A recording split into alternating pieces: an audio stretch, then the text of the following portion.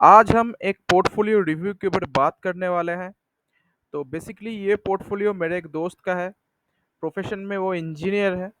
अपना नाम डिस्क्लोज नहीं करना चाहता है। फिर भी वो बोला है कि एक पोर्टफोलियो रिव्यू कर दो। तो ठीक है, हम कर देते हैं। तो वैसे बात किया जाए तो 2,11,433 करोड़, सॉरी, 2,11,433 रुपए का टोटल इन्वेस्टेड अमाउंट है। और अगर हम बात करें तो करंट वैल्यू का, तो 2,06,018 रुपए का अब अमाउंट हो चुका है। तो अगर हम परसेंटेज के मामले में बात करूं, तो पोर्टफोलियो में लगभग अब 0.025, सॉरी नॉट 0.025, परसेंटेज के मामले में बात करूं तो 2% का फॉल देखने को मिला है। Okay, 2.56% around. तो पोर्टफोलियो में क्या क्या कंपनी में इन्वेस्ट किया है, उसके ऊपर थोड़ा बहुत डिस्कशन कर लेंगे। तो पहले कंपनी का नाम है विप्रो। तो विप्रो में 100 स्टॉक्स है उनके उसके पास। और बाइंग प्राइस है उसका 412 रुपीज़ पर शेयर का। और इन्वेस्टमेंट अमाउंट का बात करें तो 41,000 रुपये उसका लगभग इन्वेस्टमेंट हो चुका है। तो उसमें अभी फिलहाल लॉस में है। वैसे लॉस के अमाउंट का बात करूँ तो लगभग 7% का लॉस से वो जूझ रहा है। 7.28% का लॉस है। तो कंपनी के बारे में बात करूँ तो ऊपर से काफ़ी नीचे आ चुका है, वैल्यूएशन भी गिर चुका है। प्रॉफिट धीरे मतलब जो क्वार्टर था, उस क्वार्टर में काफ़ी गिरावट, लॉस में, सॉरी, प्रॉफिट में गिरावट देखने को मिला है। तो बेसिकली मैं अगर बात करूँ ये कंपनी के बारे में, तो one of the slow growth IT company में, आईटी इंडस्ट्री में सबसे स्लो ग्रोथ इस कंपनी में है। पर हाँ, ऐसे इतने बड़े कंपनीज में इन्वेस्ट अगर कर दिया है और तुम अगर थोड़ा बहुत लॉस, बहुत किसी किसी कोई कोई तो 600 500 के रुपए पे लेवल पे भी इन्वेस्ट किया था, तो उन लोगों को भी मैं बोलूँगा, सजेस्ट करूँगा कि उसको ये कंपनी ना बेचे, क्योंकि ये कंपनी बहुत ही अच्छी कंपनी है। One of the defensive IT company in stock market, हम लोग के इंडियन स्टॉक मार्केट। और निफ्टी 50 का भी एक मेजर हिस्सा रखता है विप्रो।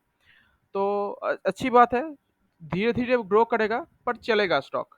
अभी थोड़ा प्रेशर में है आईटी इंडस्ट्री, तो इसलिए ये भी प्रेशर में है। और नेक्स्ट कंपनी के बारे में बात करते हैं। कंपनी का नाम है स्पंदना स्फूर्ति, जिसके अंदर जो इसका स्फूर्ति था वो अभी दुख में बदल चुका है।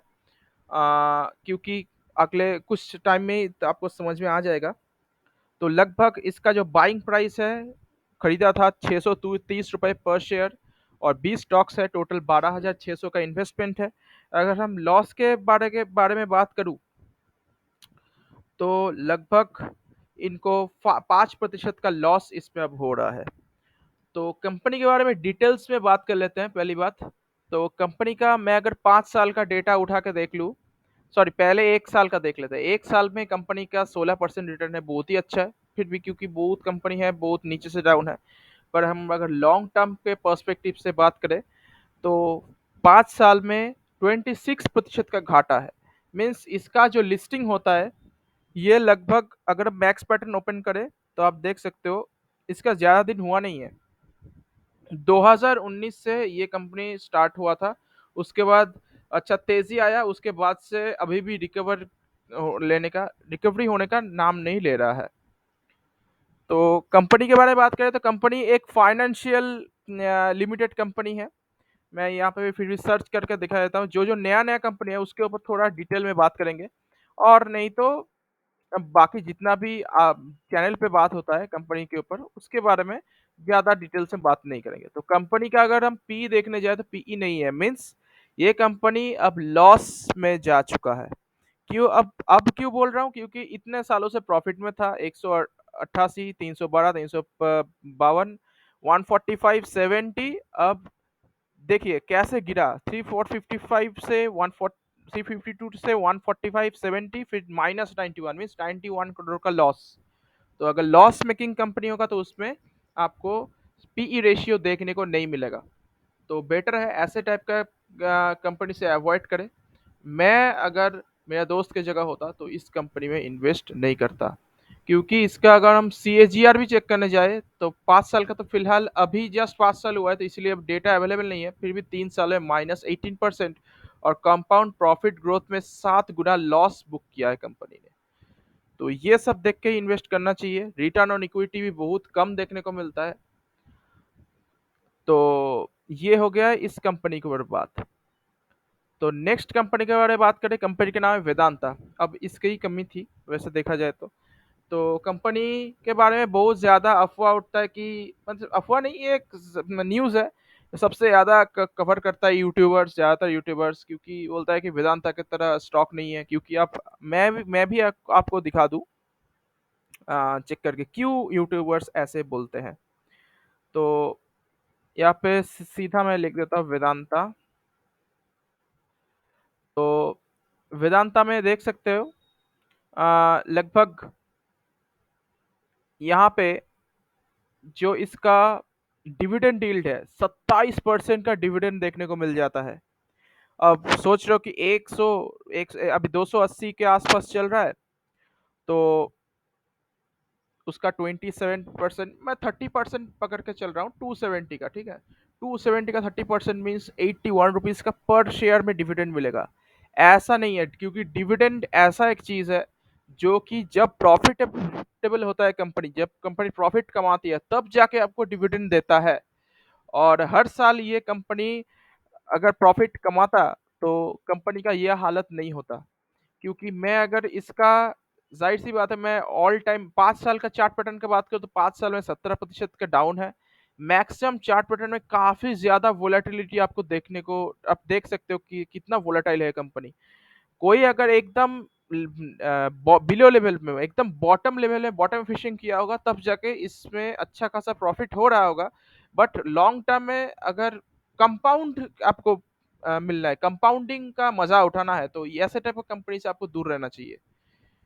क्योंकि कुछ दिन पहले अपना जो अपना कॉपर का फैक्ट्री था वो भी बेच दिया कंपनी। और आईफोन बनाएगा, ये बनाएगा, वो बनाएगा, बहुत कुछ न्यूज़ निकला था। बाद में जाके ये कंफर्म किया कि वेदांता का जो पेरेंट कंपनी है वो बनाएगा, मींस आईफोन का कुछ एक्सेसरीज, नॉट वेदांता। तो ये सब न्यूज़ के चक्कर में मत पड़िए। ज़्यादातर ट्रेडर्स इसमें काम करते हैं, ट्रेडिंग के लिए बहुत अच्छा स्टॉक है पर नॉट एज ए इन्वेस्टमेंट। क्योंकि मैं अगर बात करूँ, सीधा आपको देखना है प्रॉफिट का ग्रोथ। तो प्रॉफिट का ग्रोथ में आपको बिल्कुल भी ग्रोथ नहीं देखने को मिला। 4,000, 2,000, 2,000, 11,000, 11,000 लॉस, 17,000 का लॉस देख सकते हो। बिल्कुल भी मीन्स ग्रोइंग नहीं है, कभी भी लॉस में जा सकता है 10 साल में। इसीलिए स्टॉक प्राइस का सीजीआर 5% का है, 5 साल में नेगेटिव है, 3 साल में थोड़ा बहुत देखने को मिल जाता है, 1 साल में -14% का है। तो नेचर ही है स्टॉक का ऐसा, तो हम लोग क्या कर सकते हैं। तो कंपनी कुछ दिन पहले मतलब बिक जाने का भी डर था। तो यही चीज़ ध्यान में रखना है। तो मैं अगर मेरे दोस्त की जगह होता तो इसमें भी हम इन्वेस्टमेंट नहीं करते। तो इसमें भी लगभग अगर मैं बात करूँ 2-3% का लॉस इसमें देख सकते हो। और ये सब कंपनी मतलब मेरे दोस्त ने बोला था, और बाकी यहाँ पे है जितना में और इन्वेस्ट किया है। तो पहली कंपनी के बारे में बात करते हैं, सीडीएसएल। बहुत ही अच्छी कंपनी है वैसे देखा जाए तो।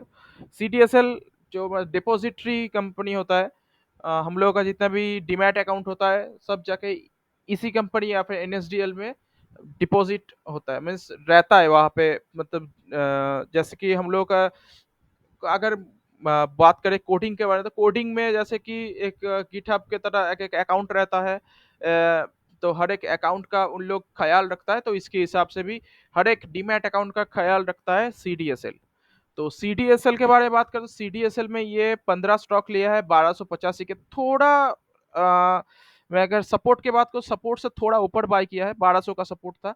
ठीक है, चल जाएगा, क्योंकि लॉन्ग टर्म के लिए अगर आपको बिलीव है कि स्टॉक मार्केट मीन्स अच्छा परफॉर्म करेगा इन फ्यूचर, तो डेफिनेटली आप इन्वेस्ट कर सकते हो। पर हाँ, पोर्टफोलियो का मैक्सिमम वेटेज ऐसे टाइप का कंपनी में नहीं होना चाहिए, क्योंकि काफ़ी ज़्यादा वोलेटाइल है और अभी बाजार बहुत खराब चल रहा है, तो उसके हिसाब से भी ये कंपनी अच्छा खासा ऊपर आ चुका है। अगर आपको एडिंग करना है, मतलब मैं मेरे दोस्त को भी बोल रहा हूँ या फिर किसी और को भी, मतलब सबके लिए, व्यूअर्स के लिए बोल रहा हूँ, अगर आपको एडिंग करना है तो 1150 के नीचे आपको ये स्टॉक मिल जाता है, तो आप ज़रूर इन्वेस्ट कर सकते हैं।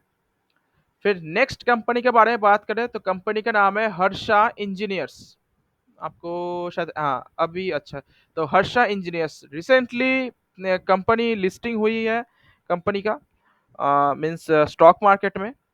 तो और वैसे देख सकते हैं कि 330 का प्राइसिंग है, शायद आईपीओ का अप्लाई किया होगा तो आईपीओ में स्टॉक लिया है। तो अभी इसका जो करंट बाइंग प्राइस है वो लगभग 436 का हो चुका है। तो वैसे मैं बात करूँ तो 31% का मैसिव प्रॉफिट है। कंपनी के बारे में बात करें तो कंपनी बेयरिंग्स सेगमेंट से बिलोंग करता है। ऑटो एंसिलरीज का जो सेगमेंट होता है उसमें बेयरिंग सेगमेंट से बिलोंग करता है। सबसे ज़्यादा बेयरिंग बनाने वाली कंपनी है इंडिया में, तो लार्जेस्ट कंपनी बोला जाता है एज बेयरिंग। तो ठीक है। वैसे नया कंपनी है, इसके ऊपर ज़्यादा कुछ बोल नहीं सकते कि अगले 5 साल में क्या होगा क्या नहीं होगा, पर हाँ, इसमें ज़्यादा इन्वेस्टमेंट नहीं करना चाहिए। अगर मैं बात करूँ तो इसके इन्वेस्टमेंट के हिसाब से तो इस 5% का ही वेटेज दिया है, तो सही है, कोई प्रॉब्लम नहीं है। तो नेक्स्ट कंपनी के बारे में बात करें, कंपनी का नाम है आईईएक्स इंडियन एनर्जी एक्सचेंज। इसमें सिर्फ 10 स्टॉक्स है, 224 का एवरेज बाइंग प्राइस है, अभी 140 के आसपास, अभी तो शायद 130 के आसपास आ चुका होगा। तो कंपनी के बारे में बात करें तो कंपनी पावर ट्रेडिंग सेगमेंट से बिलोंग करता है, और गवर्नमेंट का पॉलिसी काफ़ी ज़्यादा देखने को मिलता है। और इसका जो कंपटीटर है टोरेंट पावर से लेके और भी जितना भी पावर ट्रेडिंग एक्सचेंज है, वो अभी कंपटीशन में उतर चुका है। इसका मार्केट शेयर थोड़ा धीरे धीरे जा रहा है, तो बेटर है कि अब इसमें add on means further average down ना करते हुए, जब तक इसका क्वार्टर ऑन क्वार्टर प्रॉफिट या फिर सेल्स अच्छा आ जाए तब तक के लिए वेट करना, सिर्फ वेट एंड वॉच करना सही होगा। फिर नेक्स्ट कंपनी के बारे में बात करें तो कंपनी का नाम है Thyrocare. Thyrocare technologies basically company का नाम है। तो कंपनी के बारे में थोड़ा देख लेते हैं। यहाँ पे मैं अगर बात करूँ तो एक दिन में 1.73% का तेजी है, और अभी तक एक साल में 43% गिर चुका है ऊपर से। और 5 साल का बात करें तो 5 साल में कंपनी रिटर्न तो कमा के नहीं दिया है, उल्टा 6% का डाउन आप देख सकते हैं। और मैक्सिमम चार्ट पैटर्न में सिर्फ 3% का तेजी है।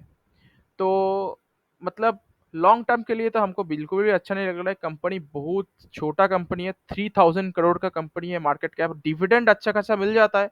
पर अगर कोई ग्रोइंग कंपनी है, अगर आपको डिविडेंड के लिए इन्वेस्ट करना है तो डिविडेंड के लिए बेटर होगा कि growth FMCG, slow growth FMCG like HUL, Marico, Dabur और ब्रिटानिया इंडस्ट्रीज, ऐसे कंपनी में आप इन्वेस्ट करो तो ज़्यादा बेटर होगा। आईटीसी हो गया, आईटीसी का भी अब रिजल्ट अच्छा आ चुका है। तो अगर आपको डिविडेंड कमाना है, सिर्फ इसमें ग्रोथ आपको कम मिलेगा, डिविडेंड ज़्यादा मिलेगा, तो इसमें आप जा सकते हो, इस टाइप की कंपनी। या फिर आप चाहो तो आईटी कंपनी में भी जा सकते हो। तो कंपनी के बारे में थोड़ा बहुत देख लेते हैं, ज़्यादा कुछ बात नहीं करेंगे, नहीं तो वीडियो बहुत लंबा हो जाएगा। तो कंपनी के बारे में बात करें तो कंपनी प्रॉफिटेबल तो है, 27 का पी रेशियो है। आरओए आरओई आरओसी आरओई काफ़ी अच्छा है, पर प्लेज है पूरा ही, मीन्स कंपनी का प्लेज मतलब गिरवी रखा है टोटली। अगर कुछ कंपनी में गड़बड़ हो जाता है तो कंपनी सीधा बैंकरप्सी में जाने वाला है, ये चीज़ ध्यान में रखना है। तो थायरोकेयर टेक्नोलॉजी आपको समझ में आ गया होगा कि ये फार्मा सेक्टर से बिलोंग करता है। तो फार्मा 5 साल में -2% का मीन्स CAGR देख सकते हैं। बिल्कुल भी ग्रोथ नहीं है कंपनी में, और कंसिस्टेंसी बिल्कुल नहीं है, पर ग्रोइंग है, पर इसको बाजार वैल्यू नहीं दे रहा है, ये बात भी देखना है। तो क्योंकि वैल्यू ना देने का कारण है बेसिकली डिविडेंड यील्ड। तो डिविडेंड जिसमें ज़्यादा है उसमें आपको ग्रोथ नहीं मिलेगा, ये चीज़ ध्यान में रखना है। ये ऑल टाइम, ये हर टाइम का बात है। तो इसके जगह मैं होता तो मैं किसी अच्छा pharma stocks like Torrent pharma या फिर डीवीज लैब या फिर लॉरस लैब में हम इन्वेस्ट करते हैं। मेरा ये सिर्फ ओपिनियन है, आप चाहो तो ये रख सकते हो, खुद के ऊपर है, पैसा खुद का है, इन्वेस्ट खुद का है, मैं सिर्फ एक ओवरव्यू दे सकता हूँ। फिर नेक्स्ट कंपनी के बारे में बात करें तो कंपनी का नाम है एल और एल में सिर्फ एक स्टॉक है, 5060 का एवरेज है, थोड़ा ऊपर में प्राइस में खरीदा है, पर अभी जैसे कि रिजल्ट निकला है तो रिजल्ट काफ़ी अच्छा है, उसके बाद भी गिरावट हुआ क्योंकि इन्फ्लेशन के वजह से। और कंपनी वैसे देखा जाए तो 5 गुना 6 गुना करके दिया है 5 साल में रिटर्न। तो और भी आगे बढ़ने वाला है ये कंपनी, एल एन टी का ब्रांड है इसके पास। और मेरा मानना है तो एक स्टॉक ऐसे सिंगल स्टॉक कभी भी नहीं होना चाहिए अगर आपको लेना है तो 2-3 करके लो, धीरे धीरे एड ऑन करते रहो सपोर्ट पे, तो आपको ज़्यादा बेनिफिशियल होगा। फिर नेक्स्ट है इसके पास गुजरात गैस। तो गुजरात गैस में भी लगभग 30 स्टॉक्स है और अब काफ़ी अच्छा प्राइस में खरीदा है, 440 के सपोर्ट के लेवल पे खरीदा है और 483 का अभी जैसे कि मिस अच्छा खासा इसमें प्रॉफिट देखने को मिल जाता है। सॉरी, 483 का अब एल मीन्स अभी वैल्यू चल रहा है तो 20% के ऊपर प्रॉफिट देखने को मिलता है, लगभग 20%। तो कंपनी के बारे में बात करें तो कंपनी के ऊपर ज़्यादा अभी फोकस नहीं कर रहा है क्योंकि गवर्नमेंट अभी ईवी के सेगमेंट के ऊपर ज़्यादा फोकस कर रहा है। तो बेटर है कि अभी ऐसे टाइप के स्टॉक को अभी एक्यूमुलेट करते जाओ। कंपनी वैसे देखा जाए तो बहुत अच्छा है, आईजीएल भी अच्छा है, इंद्रप्रस्थ गैस लिमिटेड। तो कमोडिटीज में थोड़ा वोलेटिलिटी ज़्यादा होता है पर इसमें रिटर्न आपको डेफिनेटली बनेगा। नेक्स्ट है रेडिंगटन। रेडिंगटन में 30 स्टॉक्स है, 143 का 147 का एवरेज है, 136 का भी प्राइस आ चुका है। तो कंपनी के बारे में बात करें तो company okay okay kind of company है, ठीक ठाक है, थोड़ा बहुत डिविडेंड दे देता है तो इसके चलते ग्रोथ उतना ज़्यादा देखने को नहीं मिलता, पर ज़्यादा अच्छा भी नहीं कह सकते, ज़्यादा बुरा भी नहीं कह सकते। कंपनी बिलोंग करता है आईटी सेक्टर से। फिर नेक्स्ट कंपनी के बारे में बात करें, कंपनी का नाम है जेपी पावर, जयप्रकाश पावर, जिसका पावर ऑलरेडी निकल चुका है। और वैसे देखा जाए तो पेनी स्टॉक है, penny stock in the sense कि पेनी स्टॉक शेयर प्राइस के हिसाब से 6 रुपए का स्टॉक है, 339 और अब 7 रुपए 90 पैसा। अब इस टाइप के स्टॉक में ज़्यादातर लोग इन्वेस्ट करते हैं, क्यों? क्योंकि 6 का स्टॉक लोग सोचता है कि 25 होगा, 30 होगा, 100 होगा, ऐसा नहीं होता है। क्योंकि इसके लिए कंपनी को प्रॉफिट भी कमाना पड़ता है। तो ये कंपनी ऑलरेडी बैंक्रप्सी फाइल किया था, तो बैंक्रप्सी में गया नहीं है फिर भी। तो कंपनी अच्छा बिल्कुल भी नहीं है, इसके जगह पे टाटा पावर, अदानी पावर पे भी आप सोच सकते हैं इन्वेस्टमेंट करने के लिए। नेक्स्ट है सिरमा टेक्नोलॉजीज। तो सिरमा में अच्छा खासा प्रॉफिट है, 68, ये भी अपना आईपीओ के भाव में लिया है। नया न्यू लिस्टेड कंपनी है, फ्यूचर क्या होगा क्या नहीं होगा इसके लिए ज़्यादा कुछ डेटा हम लोग के पास नहीं है, फिर भी प्रॉफिट का ग्रोथ अच्छा है। 220 का शेयर 278 मीन्स लगभग अगर हम बात करें तो 25% के आसपास इसको प्रॉफिट मिल रहा होगा। तो अच्छी बात है, इसको होल्ड करके रखो। जब भी कुछ प्रॉब्लम दिखता है, मैनेजमेंट का कुछ प्रॉब्लम आता है, तब जाके इसमें सेल करना ज़रूर मत भूलना। और नेक्स्ट है TTML, Tata tele service Maharashtra limited, जो कि एक लॉस मेकिंग कंपनी है, टाटा का ब्रांड है, फिर भी ये लॉस मेकिंग कंपनी है और इसमें ज़्यादातर लोग फंस जाते हैं क्योंकि छोटे penny stock kind of stock है। और इस जब भाग गया था 290 के आसपास चल गया था, अभी 105 पे है, क्योंकि इसमें ज़्यादा ऑपरेटर्स काम करते हैं। तो बेटर है कि ऐसे टाइप के स्टॉक से अवॉइड करें। अगर आपको टाटा टेली सर्विस ऐसे टाइप का अगर स्टॉक में लगाना है, मीन्स टेलीकॉम वाले स्टॉक में लगाना है, तो उसकी जगह आप रूट मोबाइल पे चॉइस कर सकते हैं। रूट मोबाइल का रिजल्ट अच्छा डिक्लेयर नहीं हो रहा है कुछ मीन्स क्वार्टर से, क्योंकि इन्फ्लेशन की वजह से, क्योंकि बाहर वो एक्सपोर्ट भी करता है। तो इसके जगह रूट मोबाइल में आप इन्वेस्ट कर सकते हो, क्योंकि ये वो फ्यूचर है, डिजिटाइजेशन के ऊपर काम करता है, कंपनी लॉस मेकिंग नहीं है, ये सब देखना भी जरूरी होता है। और नेक्स्ट कंपनी के बारे में बात करें तो कंपनी का नाम है Sonata software. Okay okay kind of company है, ज़्यादा कुछ नहीं बोलूँगा। अगर मैं इसका रिटर्न के मामले में बात करूँ, आपको दिखा देता हूँ सोनाटा सॉफ्टवेयर। तो रिटर्न के मामले में ठीक ठाक कंपनी लगता है, लगभग 3 गुना, सॉरी 4 गुना के आसपास करके दिया है 5 साल में। ठीक है, मैनेजमेंट ठीक ठाक देखने को मिल जाता है, पर इसमें भी डिविडेंड ज़्यादा मिलेगा आपको, पर ग्रोइंग है।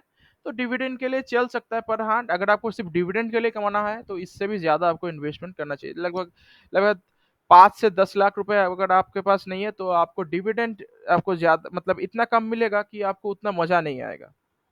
ये चीज़ ध्यान में रखना है। फिर नेक्स्ट कंपनी के बारे में बात करें, हिंद कॉपर, जो जिसमें इन्वेस्ट नहीं करना चाहिए। क्यों नहीं करना चाहिए, ये भी दिखाया जाता है, क्योंकि ये भी वेदांता की तरह एक पीएसयू काइंड ऑफ कंपनी है। तो कंपनी के बारे में बात करें तो देख सकते हो, ईयर टिल डेट 1 साल 5 साल में सिर्फ 50% का रिटर्न, दुगना भी नहीं हुआ है 5 साल में।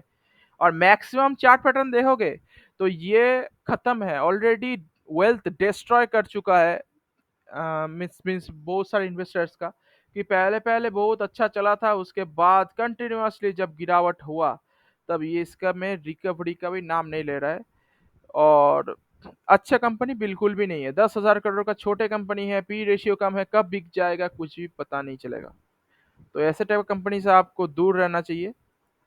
और नेक्स्ट कंपनी और एक है बीपीसीएल, जिसका ऑलरेडी प्राइवेटाइजेशन होने वाला है। ये भी एक पीएसयू कंपनी है, 375 का एवरेज है, 297 का, हमको लगता है इसमें ही सबसे ज्यादा लॉस हो रहा होगा इसको। 95 शेयर्स है, बहुत ज्यादा इन्वेस्टमेंट कर दिया है। और मैं अगर बात करूँ इसके बारे में, तो इसके बारे में ही देख लेते हैं। जितना पीएसयू कंपनी है, सिर्फ एक्सेप्ट हॉल अभी अच्छा परफॉर्म कर रहा है, और आईआरसीटीसी छोड़ के कोई भी पीएसयू कंपनी में अभी भी उतना इन्वेस्ट नहीं करना चाहिए। क्योंकि मैं 5 साल का बात करूँ तो 5 साल में 43% का डाउन है। मैक्सिमम चार्ट पैटर्न में आपको ग्रोइंग दिख रहा होगा, पर इससे बेटर है कि आपको बहुत अच्छे अच्छे कंपनी में आपको रिटर्न मिल जाएगा। तो कंपनी प्राइवेटाइजेशन के मूड में है, तो कुछ भी हो सकता है। इससे बेटर है कि इसमें मैं आपके जगह होता तो इसमें ऑप्ट आउट करने के बारे में सोचता। नेक्स्ट है कि टाटा स्टील। तो टाटा स्टील में बहुत लोग इन्वेस्ट करते हैं, क्योंकि टाटा स्टील का नाम है, वो ब्रांड है एक, आप बोल सकते हो। पर टाटा स्टील एक इन्वेस्टेबल स्टॉक नहीं है। क्यों? क्योंकि ये कच्चा माल प्रोड्यूस करता है, और कच्चा माल के ऊपर इसको कोई हक नहीं होता। मीन्स प्राइसिंग पावर नहीं होता कंपनी के पास। एंड प्रोडक्ट में जाओ, जैसे कि Rajratna global wet, Apollo Tricoat, Apollo pipes and tubes, Venus pipes, Hariom pipe भी अच्छा है, जो बहुत छोटे कंपनी है, उसमें प्रॉफिट का ग्रोथ मिलेगा, क्योंकि वो एंड प्रोडक्ट बनाता है। पर पास आप देख सकते हो ऑल टाइम का रेंज, कि जिसको 2008 में जो इन्वेस्ट किया था, वो लगभग ये आपको बाइंग प्राइस लगभग था ये आपका 85 का, जो कि जब कोविड के डिप में भी लगभग 70% का डाउन देखने को मिला था। तो ये साइक्लिकल स्टॉक है, ऐसे टाइप का स्टॉक से दूर रहना बेटर है।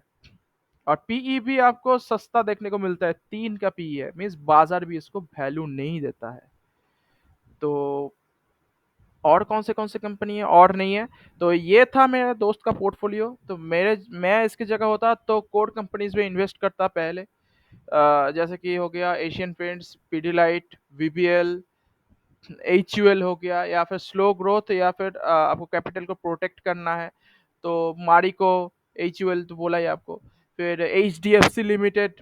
अगर आपको स्लो ग्रोथ चाहिए, अगर आपको हाई ग्रोथ चाहिए, तो मैं आपको पहले ही जो बताया, डी मार्ट हो गया, जो रिटेल कंपनी, बहुत अच्छा अच्छे सेक्टर है। इन्फोएज, अभी वैसे देखा इन्फोएज बहुत ऊपर से डाउन है, पर अच्छा स्टॉक है, 5 साल में अच्छा खासा रिटर्न दिया है इतना गिरने के बाद भी। तो ये सब कंपनी में इन्वेस्ट करने के लिए सोचता। तो कम वैसे देखा जाए तो इनका पैसा है, ये क्या करे, इनके इनको ही मतलब मैं इनके ऊपर छोड़ देता हूँ, मेरा सिर्फ काम है रिव्यू करना। तो कैसा लगा मेरा वीडियो? अगर आपको अच्छा लगा तो ज़रूर से लाइक सब्सक्राइब कर देना। और advance happy Diwali to all. अच्छे से मज़े करो, और एंड सेफ दिवाली का हम मीन्स उम्मीद करते हैं। और एक चीज़, कि मुहूर्त ट्रेडिंग आने वाला है सोमवार को शाम को 6:15 से 7:15 तक बाजार ओपन रहेगा। उसमें आप सपोर्ट पे जो स्टॉक्स अवेलेबल है उस पे आप खरीदारी कर सकते हो। तो मिलते हैं किसी दूसरे वीडियो में, तब तक के लिए गुड बाय।